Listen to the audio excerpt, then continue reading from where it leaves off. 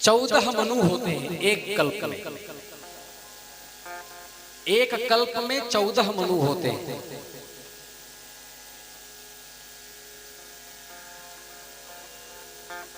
स्वयंभू मनु के वंश में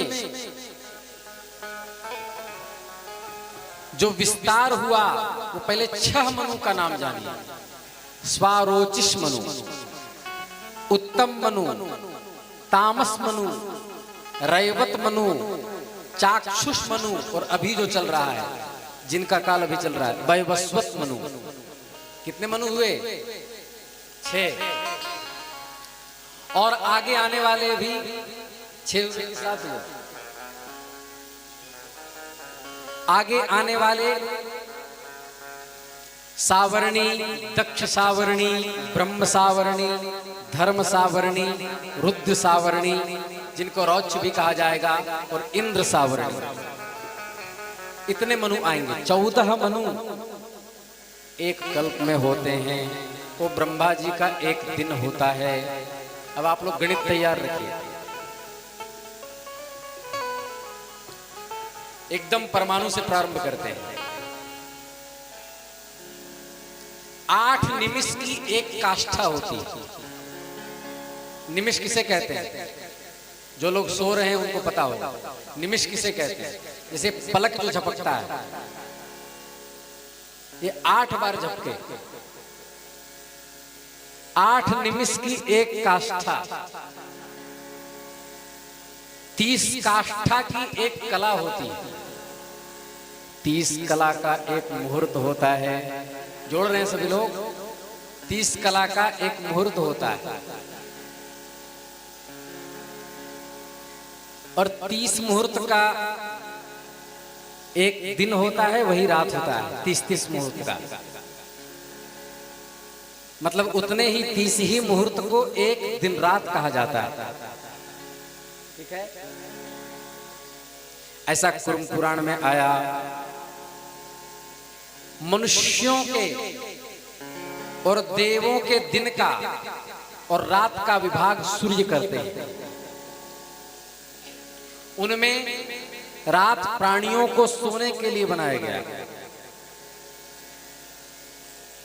रात में जागने वाले को निशाचर कहा जाता है। रात प्राणियों को सोने के लिए बनाया और दिन में क्रिया क्रियान्वित करने के लिए बनाया। चांद्रमास पितरों का रात दिन है। उस चांद्रमास का 2 पक्षों में विभाग होता है, कृष्ण पक्ष और शुक्ल पक्ष। अभी कौन सा चल रहा है?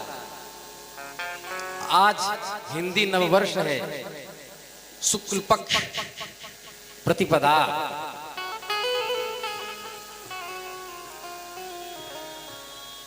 तो उनमें कृष्ण पक्ष मतलब चंद्र कलाओं के क्षय से युक्त 15 दिन वो पितरों का दिन है। और वो पितरों के विविध कार्यों की चेष्टाओं के लिए है। और शुक्ल पक्ष पितरों की रात है, वो उनके सोने के लिए है। मनुष्य का 1 वर्ष देवताओं का एक रात दिन है। फिर उन रात दिनों का विभाग होता है।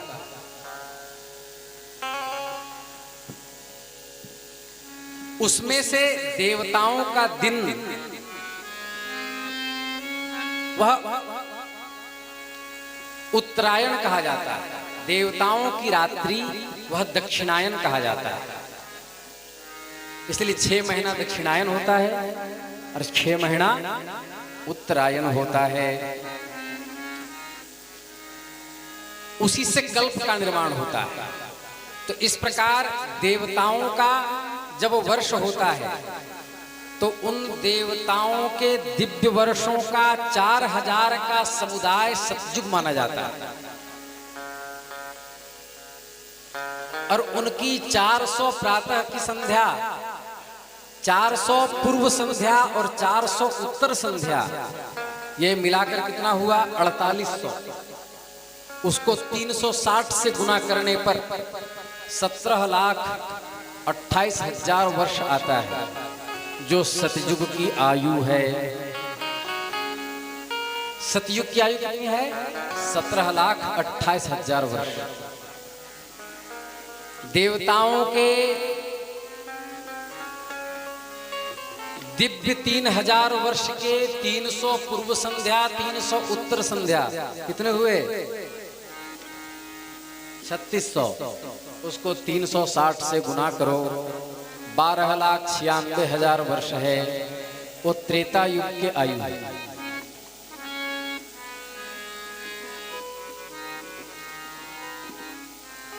देवताओं के दिव्य 2000 वर्ष का पूर्व संध्यांश 200, उत्तर संध्यांश 200, कितना हुआ? 2400।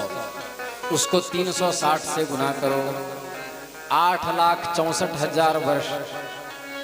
ये द्वापर की आयु है।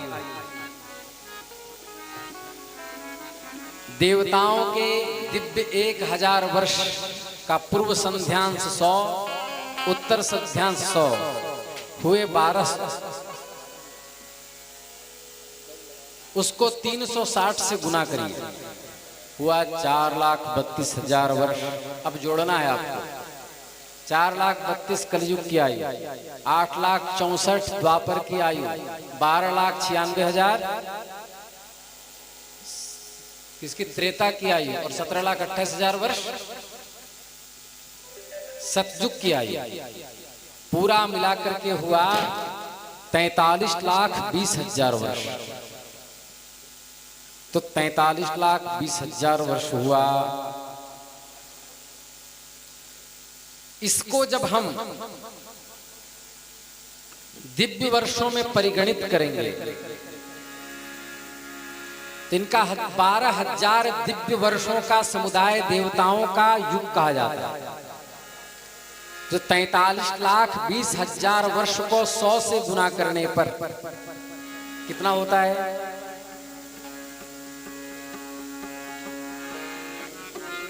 दो जीरो बढ़ जाएगा तो कितना होगा? इकाई, दहाई, सैकड़ा, हजार, 10,000, लाख, 10 लाख, करोड़, कितना होगा? कोई है मैथमेटिक्स बैठे हुए? 43,20,000 वर्ष। तो उसको 100 से गुना करें, 4,32,00,000 वर्ष होना चाहिए, या 4,32,00,000। उसमें एक और जीरो जोड़ दो, 4,32,00,000 वर्ष। 4,32,00,000 वर्ष होता है एक कल्प। उसमें ब्रह्मा जी के लिए एक दिन होता है। 4,32,00,000 वर्ष ब्रह्मा जी का एक दिन है, तब तक सृष्टि रहती है। और 4,32,00,000 वर्ष तक जब रात्रि होती है तो ब्रह्मा जी सृष्टि समेट कर सो जाते हैं। अर्थात 4,32,00,000 वर्ष में वही परब्रह्म परमात्मा पराम्बा तत्व जब कामाख्या के रूप में नेतृत्व करती हैं तो और जितने तत्व हैं वह उनके अंग माने जाते हैं। और वहां आपको दिखेगा कि हनुमान जी भी उनका स्तवन कर रहे हैं, रघुनाथ जी भी उनका स्तवन कर रहे हैं। सब कह रहे दुर्गे स्मृता हरसि भीतिमशेष जंतो स्वस्थै स्मृता मति मतीव शुभां ददासी दारिद्र्य दुख भयहारिणी कात्वदन्या सर्वोपकार करणाय सदार्द्र चित्ता। अर्थात जब वही 4,32,00,000 वर्ष में वही भगवती तत्व जब कृष्ण के रूप में नेतृत्व करती हैं तो देवता आपको स्तवन करते मिलेंगे। श्री कृष्ण गोविंद हरे मुरारे, हे नाथ नारायण वासुदेव कृष्ण गोविंद हरे मुरारी हे नाथ नारायण वासुदेव। वही काली कृष्ण के रूप में प्रकट हो जाती है। इसलिए महाकाली और श्री कृष्ण का बीज एक है, दोनों का बीज मंत्र एक ही है। वही राम कृष्ण नारायण के रूप में परिवर्तित हो जाती है। कल्प भेद से ही परब्रह्म तत्व अनेक अनेक रूप में अवभाषित होते हैं।